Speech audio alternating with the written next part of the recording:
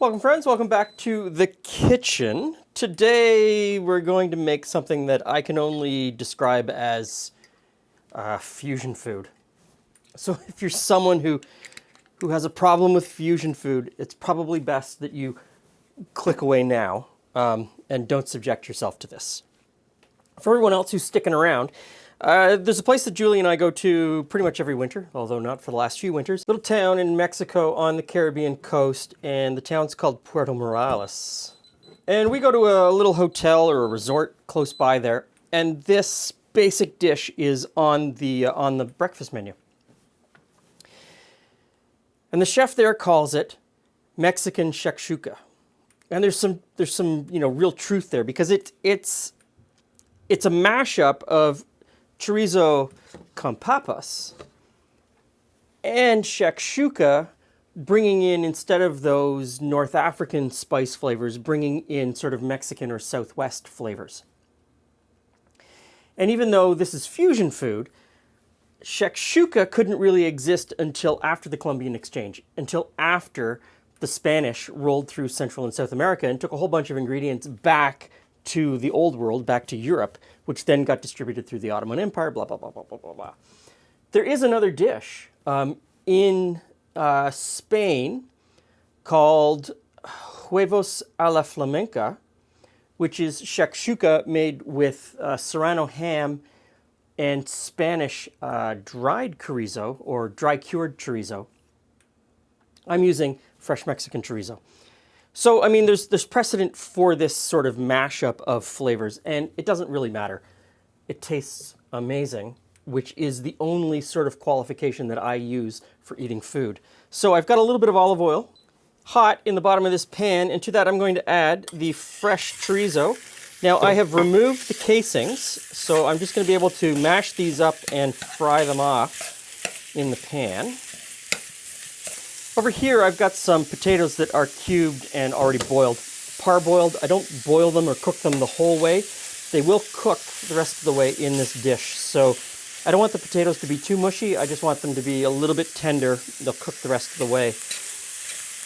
And to be completely, honest with you, what I'm making here is sort of a deconstruction of what I taste when I eat it there.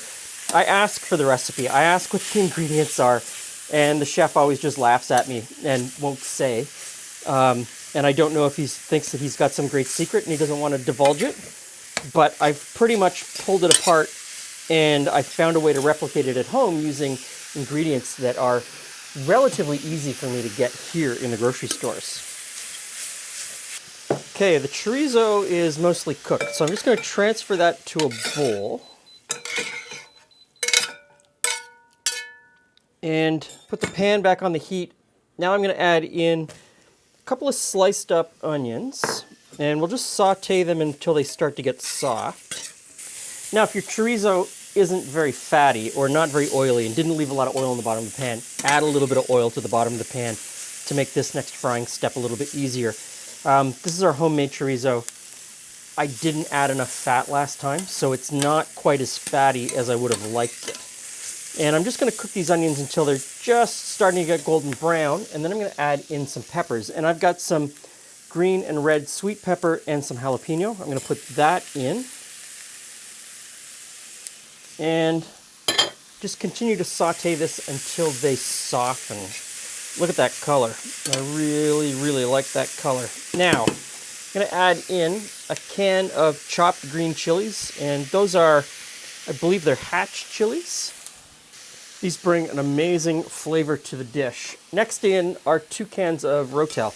And Ro Tel is chopped stewed tomatoes with chopped green chilies in it. So, if you can't get Ro Tel, if you live somewhere that doesn't sell Ro Tel, any chopped canned tomato, and just up the level of the other peppers. So if you can't get the green hatch chilies in a can either, which I'm pretty sure you probably can't in some parts of the world, just up the amount of jalapeno pepper, maybe a pickled jalapeno, put that in. You're not going to get the exact flavor, but you're going to get something that is still pretty amazing, I think. Now, back in goes the chorizo. And then on top of that goes the cubed and par-cooked potato. And we'll just stir that all together. And I know this pan is just on the verge of being too small, but it is the pan that I really like making this in because it's got a really great lid. So I'm going to put the lid on it. I'm going to turn the temperature down to low and just let that simmer and come together until Julie gets home. Here we go. We are ready to cook our eggs. So give it a bit of a stir.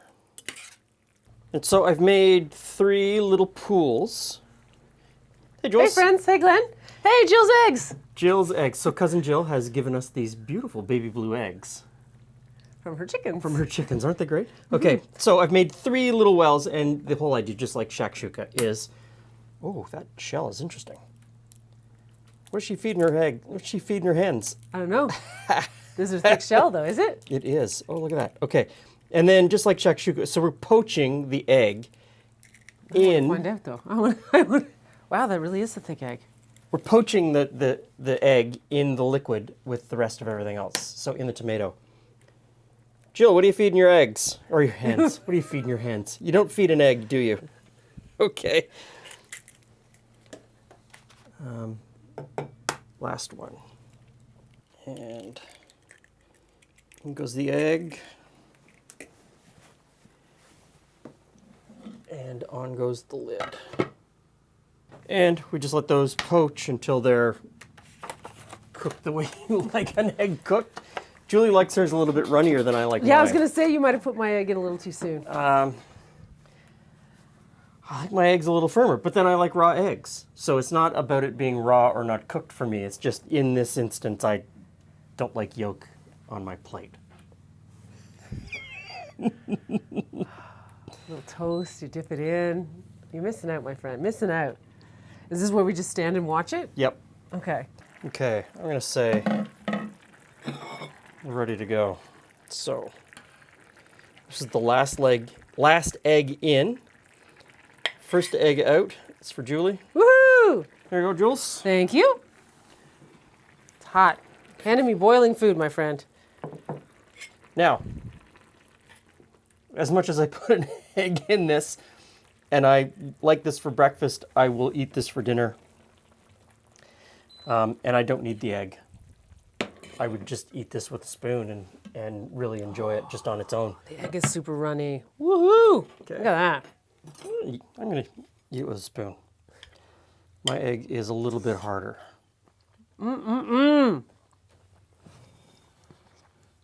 Okay, that's super hot right out of the pot.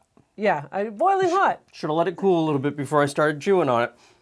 But I mean, the flavors are I really like the mix of flavors that are going on here. I didn't really add anything, right? So I didn't add any spices because all of the flavor is already in the Ro Tel. It's already in the chopped green chilies in the can. It's already in the chorizo. And it's just bringing those together and then throwing an egg on top. I feel like this is something you could probably even make camping really easily. Oh yeah, definitely. Right? Because you just open the can, throw it in. Open the can, throw it in, and you take the chorizo frozen. And by day 2, it's thawed out and ready to cook. I mean, this is a great, easy nighttime meal. And it's also something where you can go through the bottom of your crisper and find and find stuff. Like making veggie lasagna. Yeah. You just keep throwing it in. Yeah, and just find other vegetables and you throw them in and you use them up. Okay, my friend. I'm hungry. I'm hungry too. Okay. This is a great meal. Whatever you want to call it, it's fusion food. It's fantastic. It's easy to make. Thanks for stopping by. See you again soon.